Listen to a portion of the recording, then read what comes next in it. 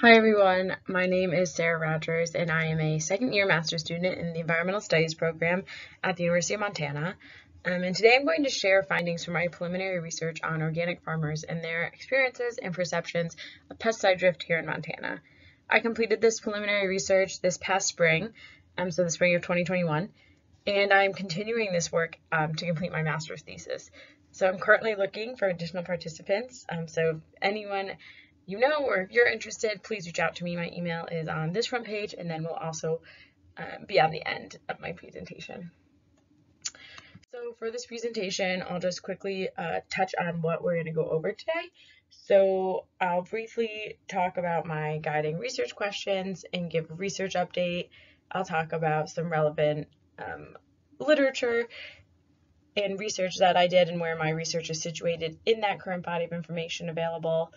And then I'll touch on my research methods. I'll introduce key themes from preliminary findings, and then I'll share those findings and conclusions and where this research is going. Okay, next we are going to talk about a little research update. So I conducted and transcribed interviews already, and I did that for a research methods class this spring. That's where I started all of this work.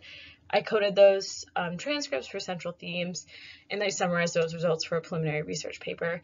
And then over the summer, I did some thinking and deciding and realized that this is really what I wanted to focus my thesis on. So I used that preliminary research for my thesis proposal so that I could continue this research. And like I said earlier, I'm currently in that next stage of looking for additional participants so that I continue this research this winter. And then now I'm just going to talk really briefly about a research timeline. So today I'll be talking about kind of steps 1 through 4, things that I've already done for this preliminary research. And then step 5 and beyond is kind of where I'm at now, of doing a lot of thesis proposal work and making sure my IRB is all set so I continue my research. So I also wanted to share, that's not in this timeline, but I had a internship with the Montana Organic Association this summer, which was great and really situated well in the work that I'm continuing to do. So that was really exciting that I could continue that work over the summer and get to know a lot of organic farmers and kind of figure out what's the best way of sharing the information I have found and that I will find. So that was really great research work too. So now I'm going to discuss the literature a little bit. Now I've done 2 literature reviews for this research already, but sharing all of that would not be fun for you or me, so I'm just have some information from my reviews put together that I feel are the most relevant. So to start, we'll talk about the Washington State University research that is being done in this topic as well. So a team of researchers distributed a national survey to organic farmers that asked about inadvertent pesticide contamination. And these survey results are actually in, and there was a conversation about those results a couple weeks ago that I was able to attend, which is really exciting.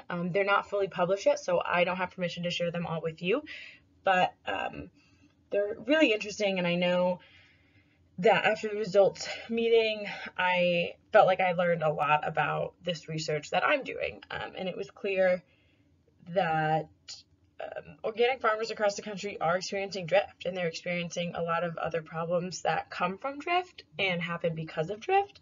And it also showed that they need to continue more research. So they kind of got a really good baseline of what organic farmers are experiencing, how it's happening, and how they're dealing with this. But they need to know more. They need to know what else can be done, what other ways have farmers had this experience. Their body of participants wasn't quite big enough for them to make generalizations, so they're trying to conduct more research. And this was really also great to hear for the work I'm doing, because I'm focusing on interviews with Montana organic farmers, and this survey focused on just surveying a large body of people. So I think that getting a one-on-one conversation with farmers who have this experience will add a huge amount of value to research and this field, and I think will go along really nicely with this survey data. And then lastly, for literature that I'm going to talk about today is this last bullet on this list, which is a really important one, and it's a study about glyphosate, which I'm sure, as most of you know, is the active ingredient in lots of on-farm pesticides, Roundup being the one that most consumers know by name. And this study found that glyphosate moves through the environment really easily, that it can be carried on the wind, can persist in soil, get into the rain. And then on top of the fact that it moves easily, it can cause cancer in humans. And this was really important information to read about as I was starting this research and talking to farmers, because many farmers have talked about isolated fields being contaminated due to chemicals found in synthetic pesticides that are in the rain. So they're fields that are only surrounded by other organic fields are having a contamination spot right in the middle. And a lot of farmers are saying that it's because of the rain, that the chemicals are in the rain. And the survey out of Washington State University cited really similar sentiments from farmers across the country, that they also are finding isolated spots and that they believe it's because it's in the rain or left over in their soil. So this was really great information for me to learn about how glyphosate is moving in the environment, and then what that kind of looks like for organic farmers and how they can protect themselves from this, or if there needs to be other ways out there of protecting yourself than what people are doing with hedgerows and things like that. So it's just really interesting to learn about, and I think it's really important for our study, as so many farmers across the country and right here in Montana are talking about the fact that glyphosate is in the environment, and that is not the only chemical from synthetic pesticides in the environment.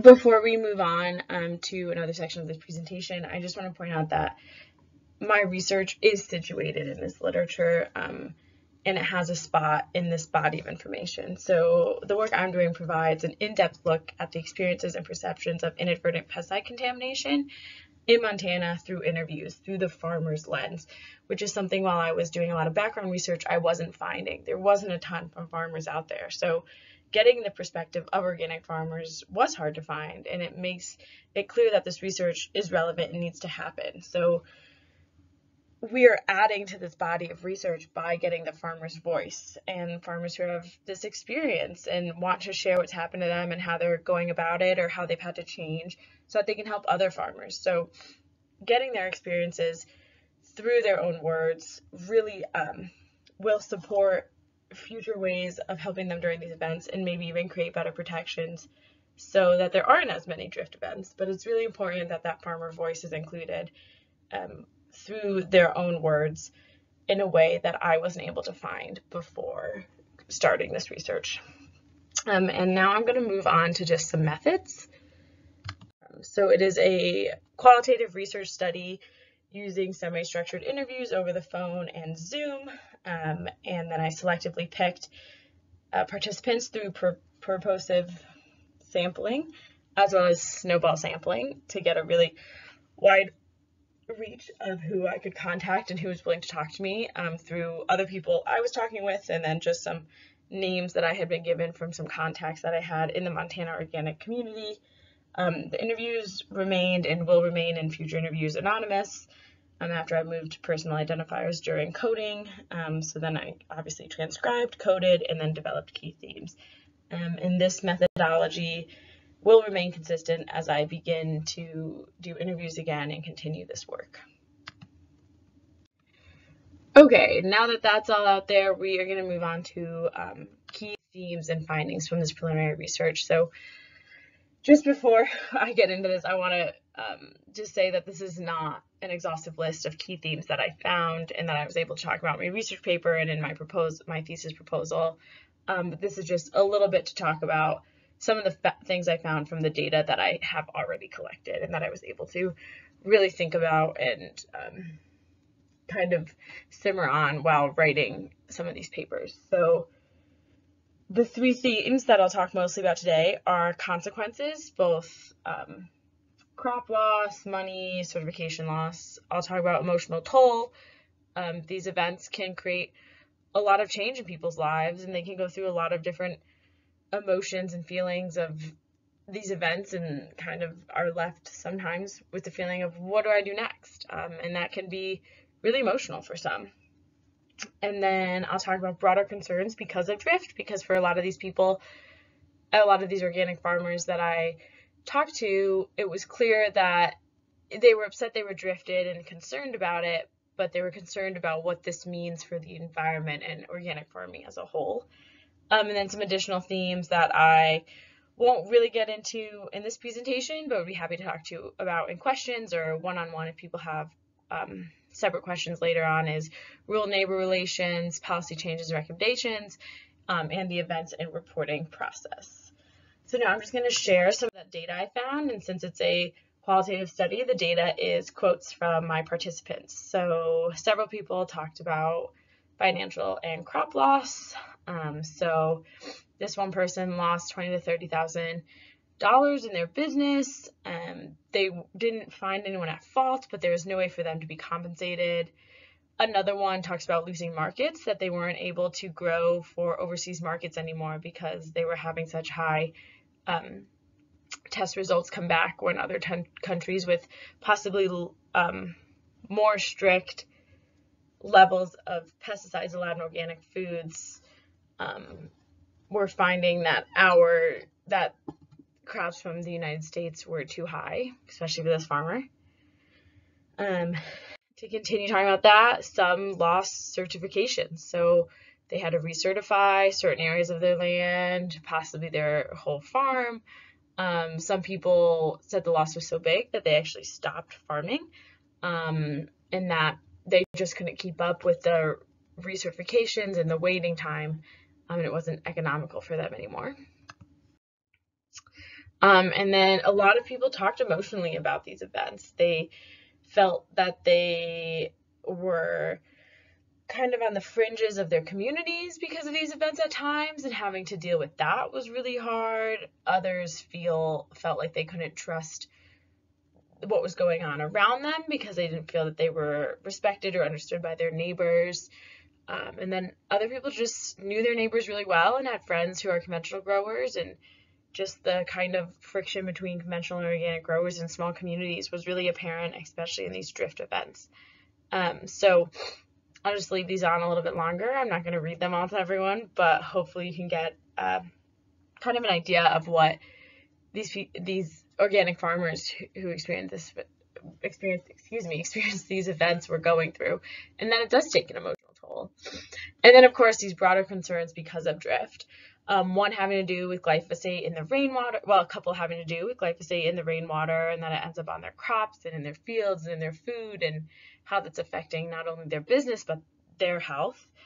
And then other people talked about the power that chemical companies have, and that's a huge concern, and was brought on because of drift. So again, I'll just leave these on, and I'll make sure to have slides with quotes on them during the question part of this student presentation time.